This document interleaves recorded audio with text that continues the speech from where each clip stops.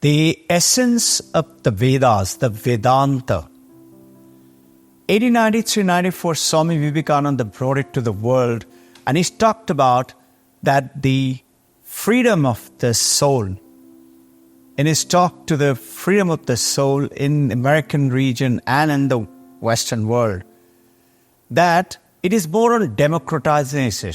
Just like in the American and European soil, there was people getting ruled over the kings and the queens and the emperors was not acceptable, and everybody was fighting for democracy.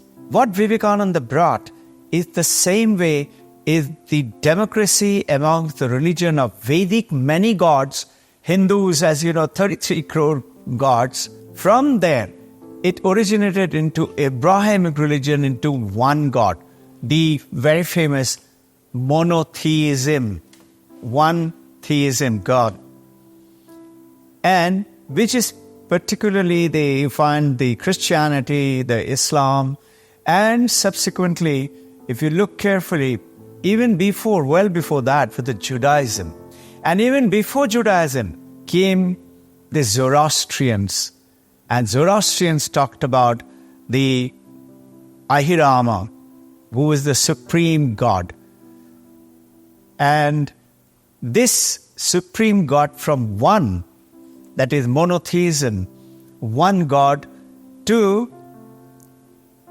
absolutely interpersonal and not individualized, is the true independence, meaning spread over to all and everyone equal power like democracy, started off in the Vedanta itself, and in which the Upanishads did not let it go at that, and they kept on doing researches after research and meditations and discoveries, and in which in Chandogya Upanishad they went ahead and discovered from Samaveda, Chandogya Upanishad, end of the Vedas are the Upanishad, Samaveda.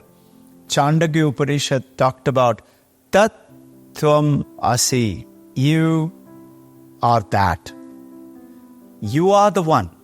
From Rig Veda, the Aitariya Upanishad talked about Prajnana Brahman. The supreme consciousness itself is Brahman. This supreme consciousness is the one which was discovered during the Vedic times. They discovered that the entire universe is one being. One being. That's B-E-I-N-G. Meaning just one existence, and they called it Sat. And this one being, and they did not let it stay at that of the whole universe. They also did not let the human beings rest till they discovered that the human being's essential is what? Is the consciousness. And this consciousness is what you and I are using every moment of our life, whether seeing, eating, learning, or enjoying, or whatever pleasures we have, everything is with the one consciousness. This consciousness of the humanity and that one being of the whole universe, they went ahead and said is only one. And that is what in Chandogya Upanishad said, Tat Tvam Asi. That consciousness is also that one being. And that one being and that consciousness is also one. And this is what is Brihadaranyaka Upanishad from Aitariya Upanishad in Rig Vedas went ahead and talked about Prajnana Brahman. Aham Brahmasmi. Main hi Brahma hu. Brahma is that one Sat existence. What is this existence? If you look carefully, you have doubts about God, whether monotheism or multiple gods. You would like to say, if you can, if you're allowed to, show me that God.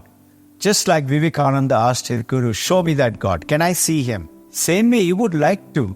But this essence of the godliness is what they went ahead and said, it is existence, Sat.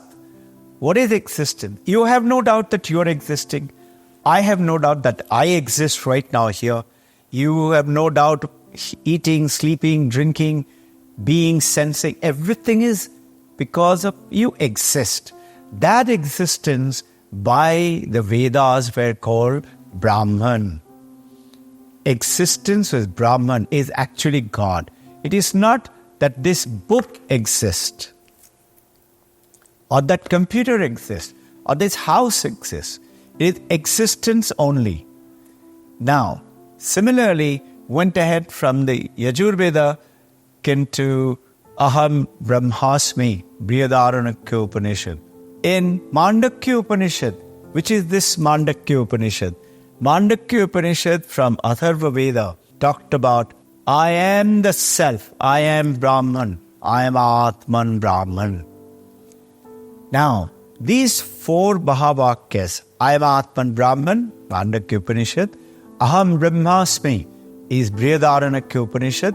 They all sound a little complicated maybe, but just understand the basics. Tat Tvam Asi from Chandogya Upanishad to Aham Brahmasmi, the Prajnana Brahman, I am Atman Brahman. Everything is saying, I am that Brahman. I who? The consciousness.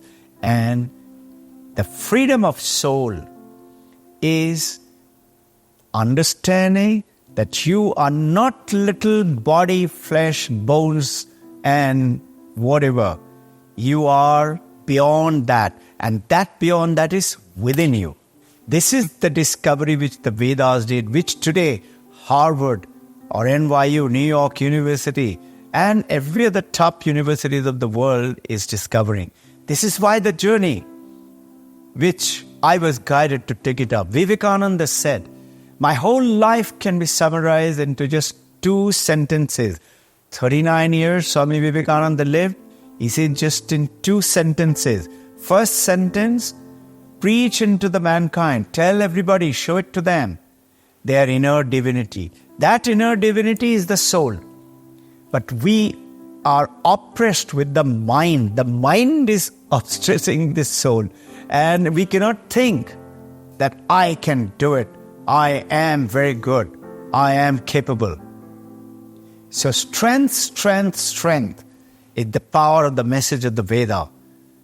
And this whole universe and you are not separate. It is one consciousness and one existence in which it sounds difficult to comprehend.